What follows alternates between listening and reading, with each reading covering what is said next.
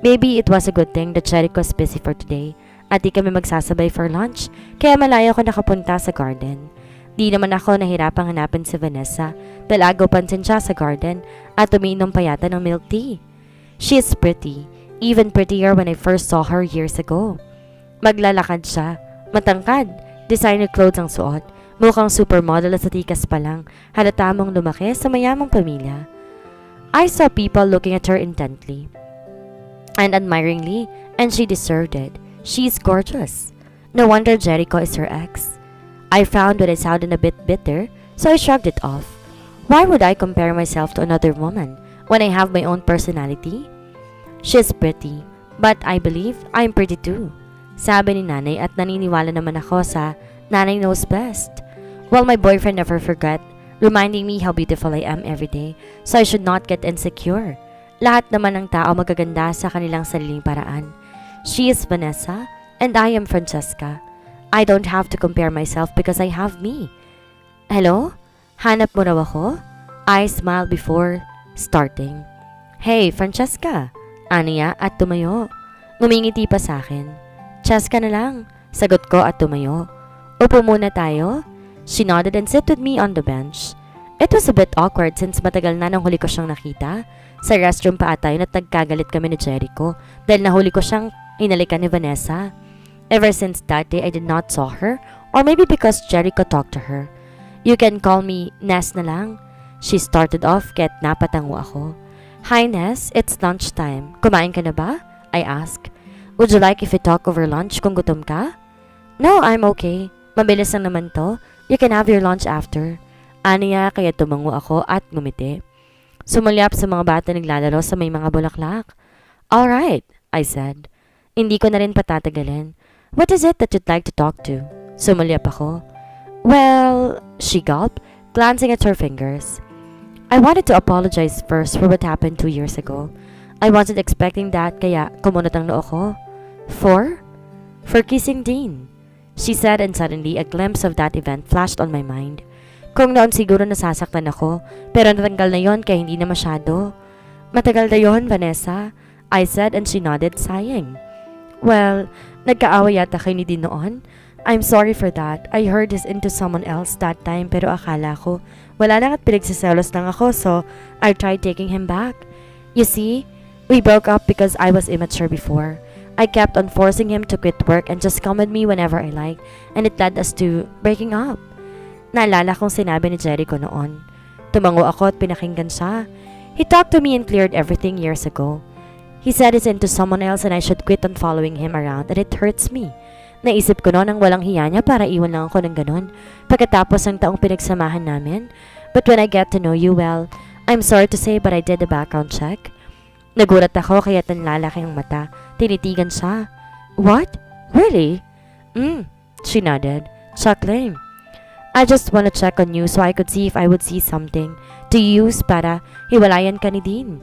That's mean, I said, and she smiled kaya tatawa ko. Ano? May nakita ka ba? Wala naman, iling niya. Diba wala ka namang nakita? Flawless kasi ang record ko, sis. I even teased to lift the mood at tumangutango siya sa akin at nangingiti pa. Kaya ayon, iniyaan ko na lang. I went to the States and studied for business. Sabi ko after years, babalik ako. Better. So that he would love me again. Tapos baka sakaling break na kayo kaso sumulyap siya sa akin. We are 2 years now and counting, I said. Gumaan ang pakiramdam sa kanya. Mahirap nang tibagin yon, Vanessa. But we're almost 3 years. Aniya sa akin at natigilan akong saglit pero nagkibit balikat. Malalagpasan namin yung almost 3 years ninyo. Palaban kong sabi at tatawa siya at bagyang umiling. You're funny and adorable, Francesca. She complimented and I was pleased so I glanced at her. You're gorgeous too, I said. Thanks for the flattery, Doctora, she said. I am shocked you weren't a war-freak girlfriend. Not that I am expecting. Nasanay lang kasi akong ganyan, lalo pat ex kong boyfriend mo. You don't look threatening at all, Vanessa. Why would I be a freak? It's a compliment, I explained. Kasi you're my boyfriend ex for almost 3 years. Maybe threatening sa iba pero you looked and I am sure you're kind. You're beautiful, but I know I am beautiful in my own way too. How can I say this? She asked, glancing at me. But truth be told, I'm still into Dean. Medyo nagulat pa ako ron. Napatikim at umayos ako ng upo. Really?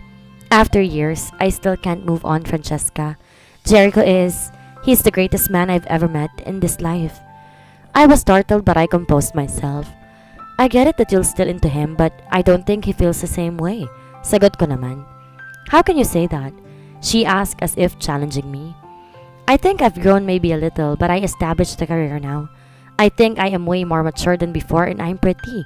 Patay na patay sa akin si Dean Jericho, sis. I whispered a bit at nakita ko na laki ang mata niya kahit napatawa na ako.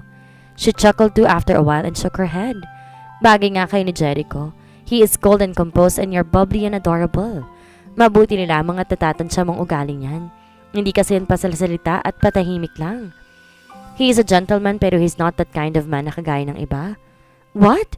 Jericho's talkative, I said and noticed how shocked she is upon hearing it. What do you mean he is talkative? Yes, I nodded.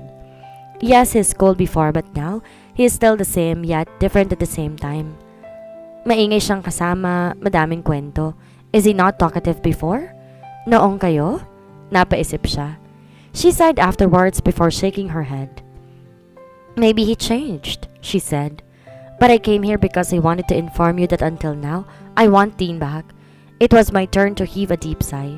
I shook my head and stared at the sky. I won't give up Jericho that fast. It was my turn. Hindi porket nagbago ka na, hahayaan ko na siyang mapunta sa'yo.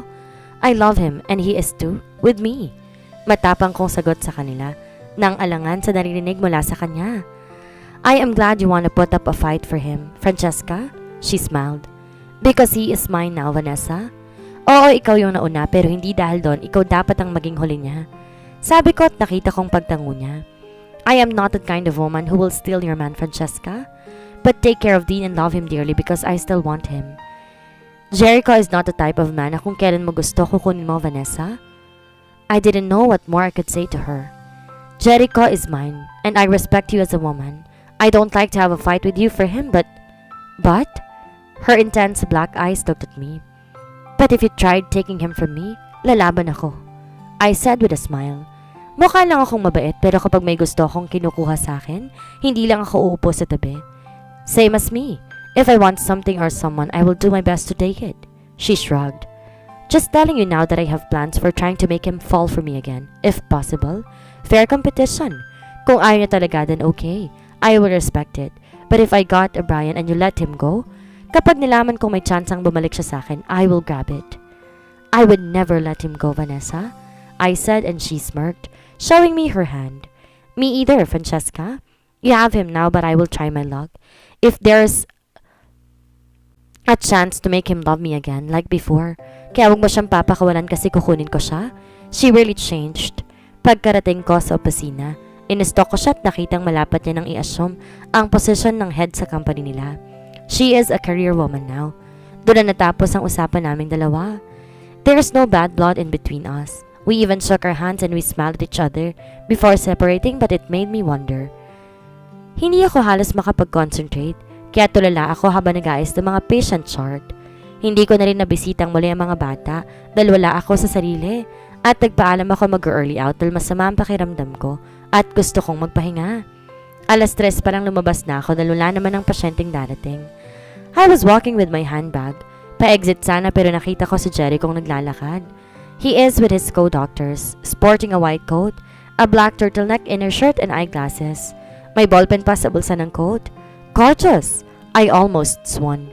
He has this air surrounding him that no matter how strict looking and cold he still look attractive. He is serious like usual. Malamig ang tingin sa daan habang nakapamulsa. Binabati ng mga dumaraan pero tahimik na tango lamang ang sagot niya. Mr. Yellow talaga. Akala ko lalagpasan niya ako at hindi mapapansin pero bigla siyang napalingon. Nawala ang lamig sa mata at biglang umangat ang labi. Babe! He suddenly cheered. I rolled my eyes when the people took a glance at our way, startled hearing him turning to a kid from a cold-looking gentleman. Jericho? I called and he hopped back. Biglang tinapik ang doktor sa harapan kaya't tumango ito at gumiti. Jericho shifted his direction. Parang wala lang na inakbayan niya ako at nakisabay pa sa paglalakad ko pa exit kaya napatawa na ako. What is it, Jericho? I asked. Napasulyap siya sa bag ko. It's still early though. Why are you leaving? I don't want him to worry so I lied. Wala na kasing pasyente. Papahinga sana ako since medyo napagod kasi toxic ang shift ko kahapon. I am planning to call you when I got home. Are you okay? Sick? He even asked, touching my neck but I shook my head. Nope, I'm fine, Jericho. Sagot ko. I just have to rest for a while. What time does your shift end? By 9 or 8, he said. Napangiti ako nang kinuha ni Jericho ang handbag ko at nilagay sa braso bago binaba ang kamay sa bewang ko para hapitin ako palapit. Klingin natin, Doka. I even teased. Well, you should rest on my penthouse, babe. Doon ka sa kama ko. I rolled my eyes. Binigyan naman niya ako ng pilyong ngiti at umiling. Not what you're thinking, Francesca, he teased. But if you like, he moved his brows. Ikaw talaga, Falcon? Natawa na ako. Sa kwarto muna ako. Baka minumulto na yun kasi madalang na lang ako matulog kasi nandun ako sa penthouse mo. How about after you rest? He asked. Inahatid ako sa sasakyan pa uwi. Sure, I will wait for you to come home. He didn't say anything. Akala ko tumitingin lang na sasakyan ko pero naramdaman kong pagkakatitig niya sa akin kaya bumaling ako. Yes? I asked with a smile. Can you say that again? He asked, making me confused. Yung ano? That. He caressed my waist more. About coming home. When I noticed the softness his eyes have, it made my heart swell. Marahan akong humawak sa kanyang bewang pabalik bago marahang tumingkayad at agka ng panga niya. I will wait for you to come home, I whispered. I will always come home, babe, he uttered. I went to my unit and rest. Katext ko pa si Jericho at sinabi niya, kumain na siya kaya inaantay ko na lang. I stayed on his balcony, staring at the city lights in the busy streets of Manila, thinking how different it is way back in San Isidro. Will I be back in San Isidro or will we stay here? Dalhin ko ba sila nanay? Pero sabi nila noon na masaya na sila sa probinsya. Abala ako sa pag-inom ng gatas habang nakatingin sa syudad nang maramdaman ko ang mainit na yakap sa likod ko. I did not need to ask who was it because of that familiar scent and warmth. I'm home, he whispered, purring his face on my neck and a sweet smile escaped on my lips. You're home now, finally. Sagot ko at marahang humaplos sa kanyang kamay sa tiyan ko. You know I'll only come home to you. Bulong ni Jericho. Nagbigay pa ng mumunting halik sa tenga ko kaya't napapikit na ako at sumandal sa kanya. Jericho? I suddenly called and he stopped kissing me. If ever your past love came back, will you take her again? Hearing that, he froze. Isang galaw lang na iharap niya na ako sa kanya. Nahuli niya ang paningin ko. What do you mean? He asked. Kunwari bumalik si Vanessa tapos she's more mature than before. She is career-driven now. She changed for the better and she still loves you. Will you be back together? I saw how confusion and annoyance filled his eyes. What are you saying, Francesca? Did something happen? Wala naman, iling ko. Kunwari lang, yung dahilan ng paghihiwalay niyo noon, naayos tapos mahal ka pa niya. Natigil ako sa pagsasalita, nang bigla na lang niyang hulihin ang labi ko para sa halik. Jericho, shh! Mahal mo pa ba siya? He brushed my lips with his tiny kisses, his thumb gently moving on my jaw. What are you saying, Francesca? Gaano mo ako kamahal, Jericho? I asked, staring at his eyes. Nahihiyaman gusto kong sabihin ng nasa isip. So much, he said nang nagbaba ako ng tingin. Muli niyang hinuli ang chin ko. You've talked to her? She visited you? Malamig ni Jerichong tanong. It's not that. I saw her leaving, Francesca. Hindi ko lang pinansin dahil akala ko wala lang. And now you're talking like this? What is it? Did she ask you to leave me? Mariing tanong ni Jericho. Halatang kaseryosohan sa boses kaya umiling ako. You know I'd never let you go, I said in a small voice. Really? He asked. Because hearing you saying that now, I don't know. It was as if you will leave me. Hindi ganon, Jericho. Magkamatay na tayo pero hindi kita bibigay ng ganon kadali sa kahit sino kasi akin ka, I said and touched his jaw. I would never let you go. I will always hold your hand unless you wanted me to let go. Why would I even ask you to let me go, Francesca? He sounded irritated. You think I would let you go too? No. Talaga? It's my turn to ask now at nang nilagay niya ang kamay sa barricade at tumitig sa akin habang inilapit ang mukha bago tumango ay napanatag na ako. You are mine but I am yours too, Francesca? Bumalik man si Vanessa o kung sino man, ikaw lang ang pipiliin ko. Paano kapag nakalimutan mo ko? I even teased because of glee, hearing him and he just brushed his lips on mine and spoke. That only happens in telenovelas, babe, he answered. Oh? Tawa ko at pinalo na siya. Kunwari lang, ano nga? Umayo si Jericho ng tayo. Marahang umawak siya sa bato ko at nagtataka man ako nung una. Hinayaan ko siyang idikit ang tenga ko sa dibdib niya. Listen to it. What does it say? He asked and I listened to his heart. Heart sounds. I answered. Dub-dub. Lub-dub. Wrong. I heard the vibration of his laugh from his chest. Listen carefully. What does it say? Mas nilapit niya ang tenga ko sa dibdib, kaya mas pinakinggan ko. Francesca, he uttered while I was listening to his heartbeat. Francesca, Francesca, it says your name. Nag-init ang pisngi ko.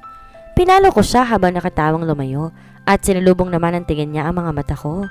Ikaw ang nagsasalita eh. Science says it, lub-dub. I smiled. That's science, babe. But it's my heart, so Jericho says it's Francesca. I bit my lower lip, suppressing a smile, but when he winked, it escaped. Din Jericho, kalandian mo? Yumakap na ang braso ko sa batok niya at natatawang tumango siya. Mas ililapit ang mukha sa akin. Let me clear this to you, He touched my hair and tucked it behind my ear. My heart thumped loudly this time, seeing how wonderful it is to have a man like him. Vanessa is a part of my life. Yes, but it's in the past now. Ikaw. Humaplo si Jericho sa pisngi ko. Ikaw ang ngayon ko lang hinahanap. Will you not forget me, like the telenovelas? I joked and he nodded. My mind might forget you, but this heart won't. He reached for my hand and placed it on his chest. Si Jericho, kay Francesca lang. And Francesca is for Jericho only.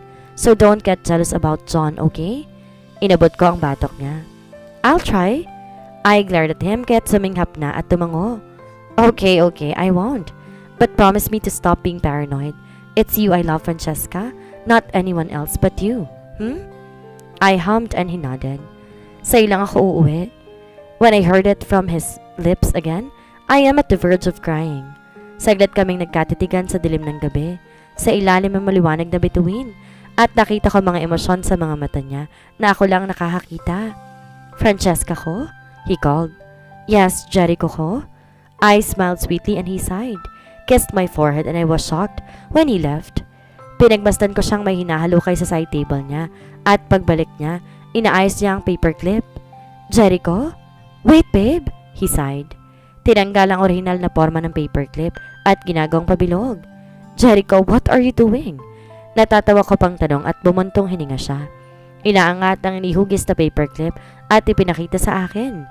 I know it was so sudden to ask, he said and my heart started thumping.